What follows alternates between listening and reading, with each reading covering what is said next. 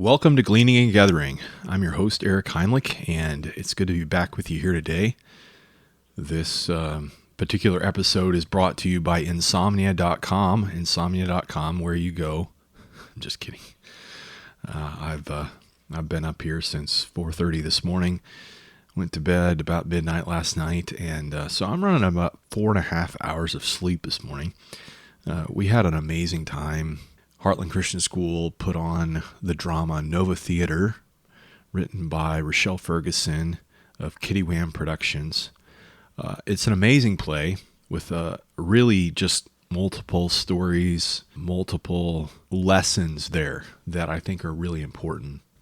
But the story really is about faithfulness in the middle of adversity and continuing to do the next right thing even when it doesn't work out the way that you hope it will. And so if you're interested in seeing it, you can go. I shared it on Facebook Live. It's on my Facebook page. You can check that out. And I encourage you to take a look at that. But it got me thinking.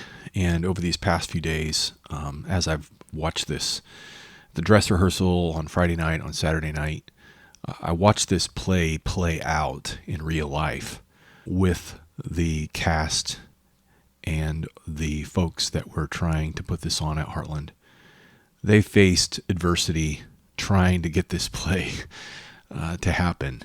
A lot of unexpected things, a lot of things that they had to work through in order to just make it work. And it was about a play where the director is having to do that as well.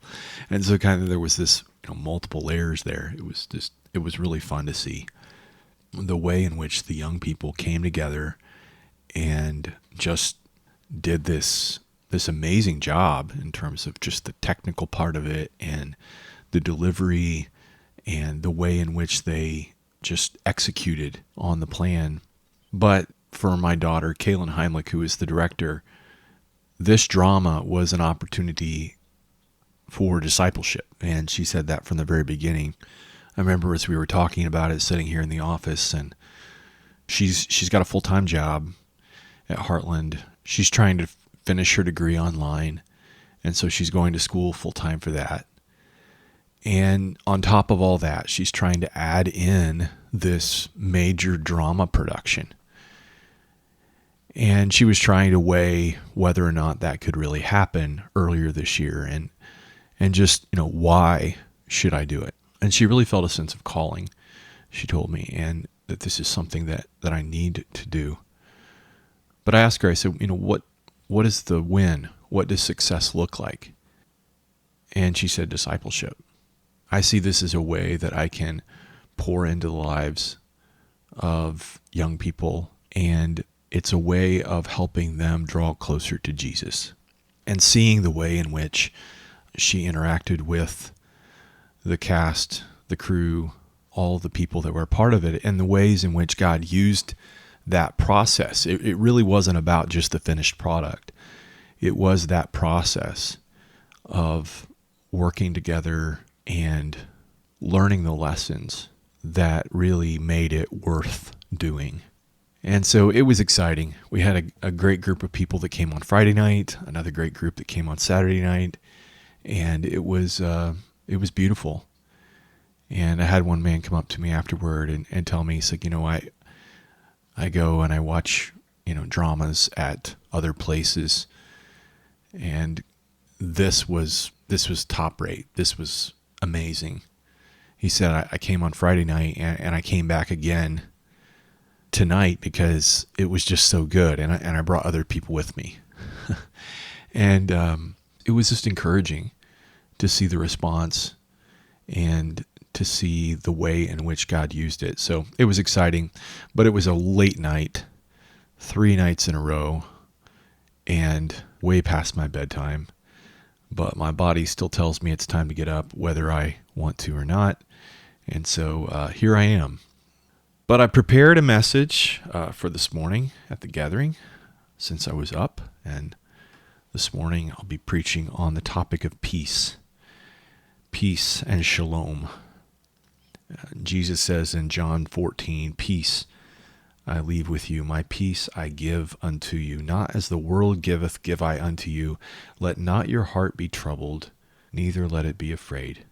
Ye have heard how I said unto you, I go away and come again unto you. If you loved me, you would rejoice, because I said, I go unto my Father, for my Father is greater than I.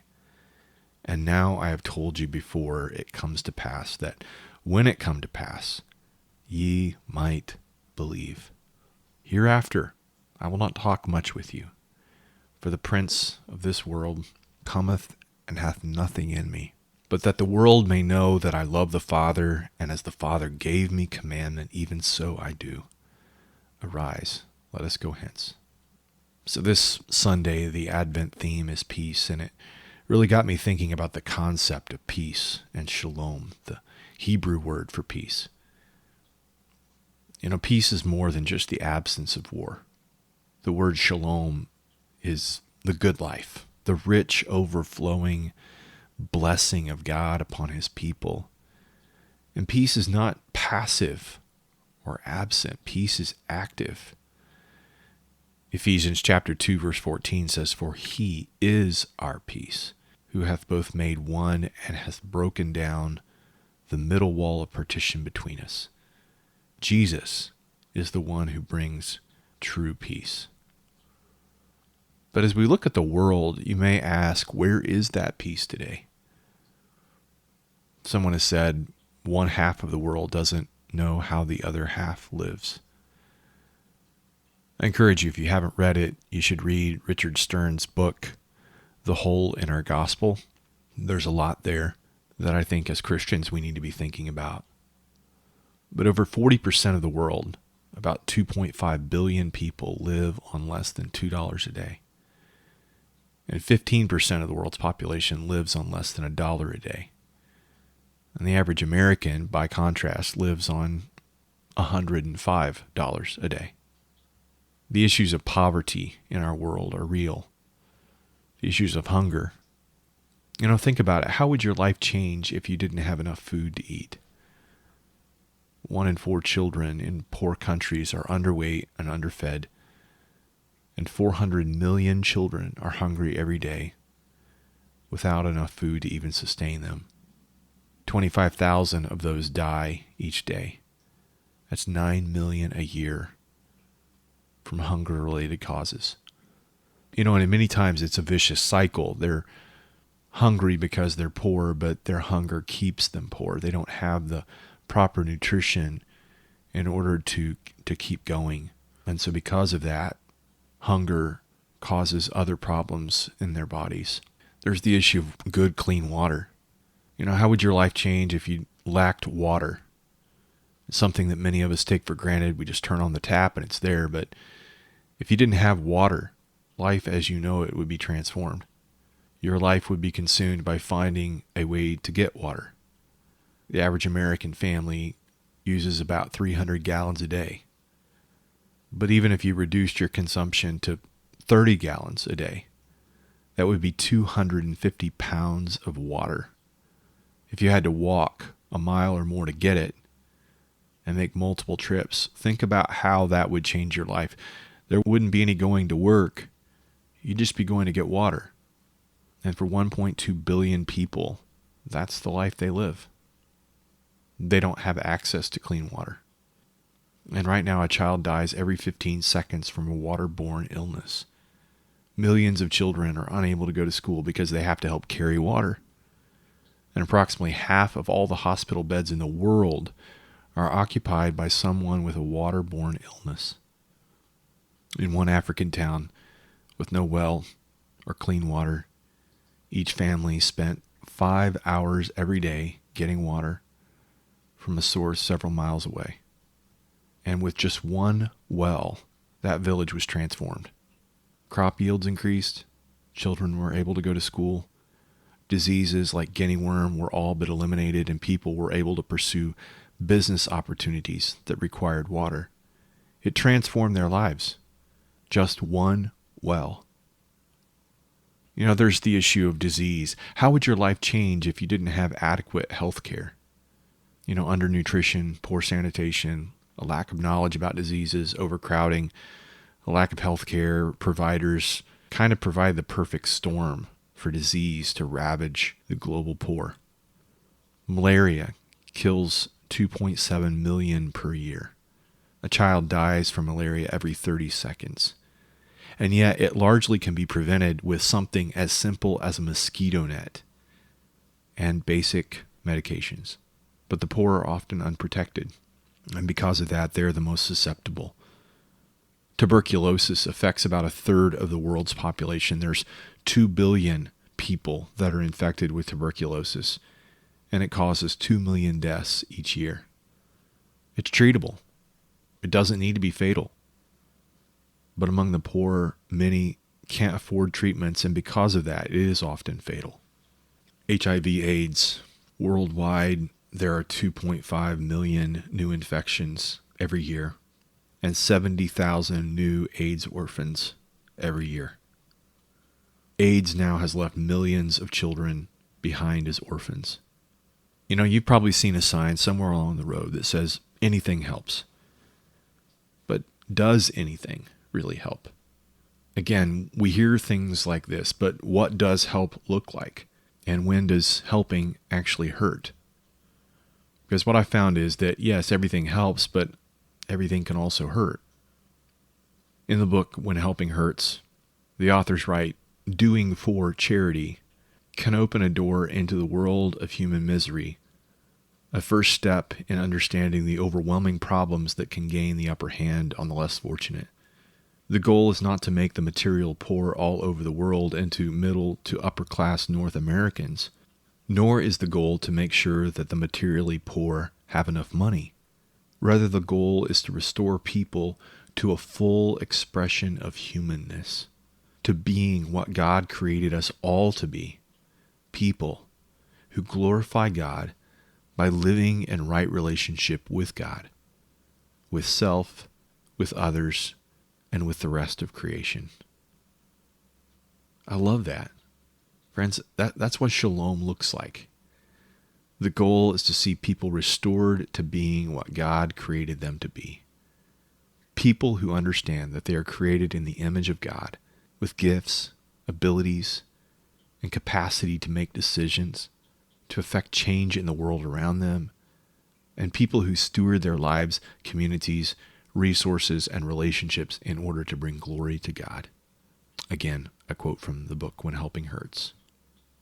You know, in Jeremiah chapter 29, we read that passage of Scripture, and everyone loves I know the plans that you have for me, verse 11. But right before that, verses 4 through 7, God is giving instructions to the captives who have been carried away to Babylon.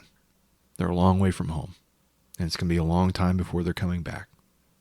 And God's instruction to them is, build ye houses and dwell in them, and plant gardens and eat the fruit of them. Take ye wives and beget sons and daughters, and take wives for your sons and give your daughters to husbands, that they may bear sons and daughters, that ye may increase there and not diminish. And seek the peace, the shalom, of the city whither I have caused you to be carried away captive, and pray unto the Lord for it, for in the peace thereof shall ye have peace.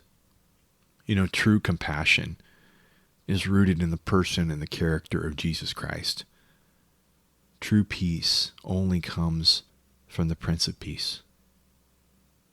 But do we believe that God's plan for our world and the people with whom we share life is really shalom? Do we really see that His plan for them is His wholeness and His healing? Do we think that He intends that for all of His children? And are we seeking that peace, that shalom, for the place where we are and for the places where He might call us? And are we willing to move beyond feelings of compassion to works of compassion?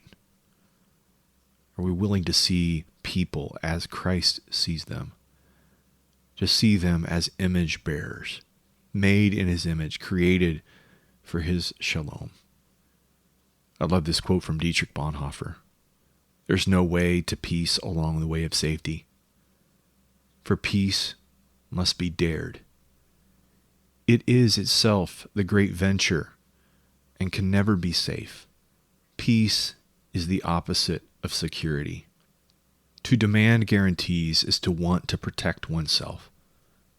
Peace means giving oneself completely to God's commandment, wanting no security, but in faith and obedience, laying in the destiny of the nations in the hand of Almighty God, not trying to direct it for selfish purposes. Battles are won not with weapons, but with God. They are won when the way leads to the cross. Wow. The message that I'm trying to communicate today is the message that Jesus was telling his disciples in Matthew chapter 5, there, verses 14 through 16. Ye are the light of the world. A city that is set on a hill cannot be hid. Neither do men light a candle and put it under a bushel, but on a candlestick, and it gives light to all that are in the house. Let your light so shine before men that they may see your good works and glorify your Father, which is in heaven. And today we need peacemakers more than ever before. People who will be the hands and feet of Jesus extended to a hurting, needy world. And friends, I believe that God is calling us to glorify him as shalom builders as we continue to seek his peace in the places where we are and in the places that he wants to use us to affect. In about 3 weeks, Samuel and I will be traveling to South Africa to minister, to work. I'm excited about it. I'm also excited to see what God will do through it in the life of my son. I remember my first experience with third world poverty. I remember as I went as a young man to Haiti for the first time, flying into Cap-Haïtien and going and spending some time there in Grand-Rivier. I remember going to that little hospital in Grand-Rivier and finding a young mother who was waiting for someone to come from their village, hoping that they could get enough money together to provide treatment to her little son.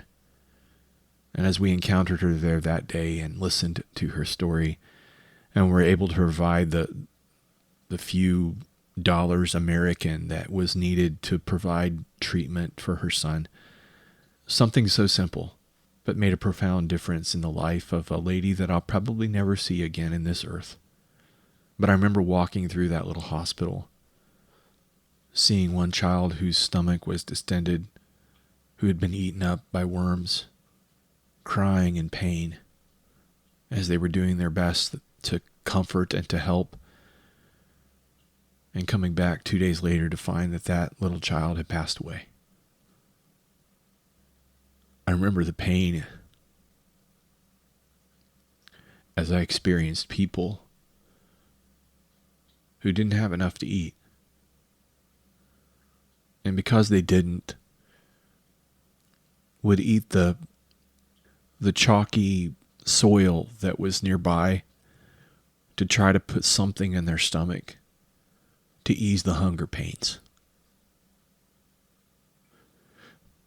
And I remember flying back in, having just left that, and going with the team to Cece's Pizza, and surrounded by plenty, and surrounded by waste. I remember that night as I felt like I was just going to throw up. To have that kind of contrast. That kind of stark difference. It was a reality that I couldn't unsee.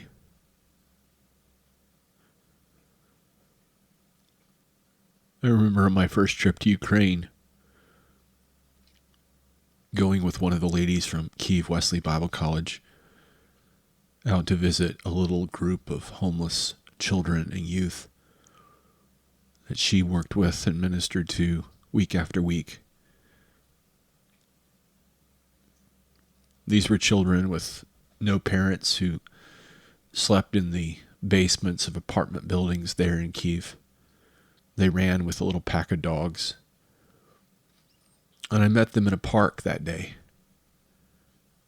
I bought lunch for all of them, and we spent the afternoon together. I still remember little Veronica. She had a little brother named Daniel, looking up into my eyes and asking me with a beautiful smile on her face, "Would you take me home with you?"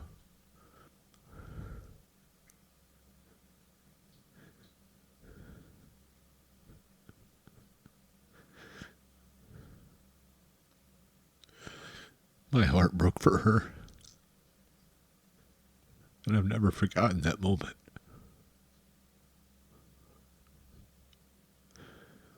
And while I couldn't take her home legally and in lots of other ways, there were too many obstacles. I've told her story. I've prayed for her. And in the ways that I can, I've endeavored to advocate for her and so many others like her. At the time, there were over 20,000 children and young people homeless there in Kiev, Ukraine. They're just a fraction of the worldwide problem. And we hear about things like that, and I know that many times it's so overwhelming, the need is so overwhelming that many people are just like, I can't do anything about that. And so there's nothing that I can do. But I want to challenge you, rather than just dismissing it and saying there's nothing that I can do, begin to find the place that God has for you and use the resources that you do have and the opportunities that He gives you to seek peace where you are, to be a neighbor, to be a friend. My prayer today and the desire of my heart is, let there be peace on earth, and let it begin with me. I want to be a peacemaker. I want to be someone who is actively seeking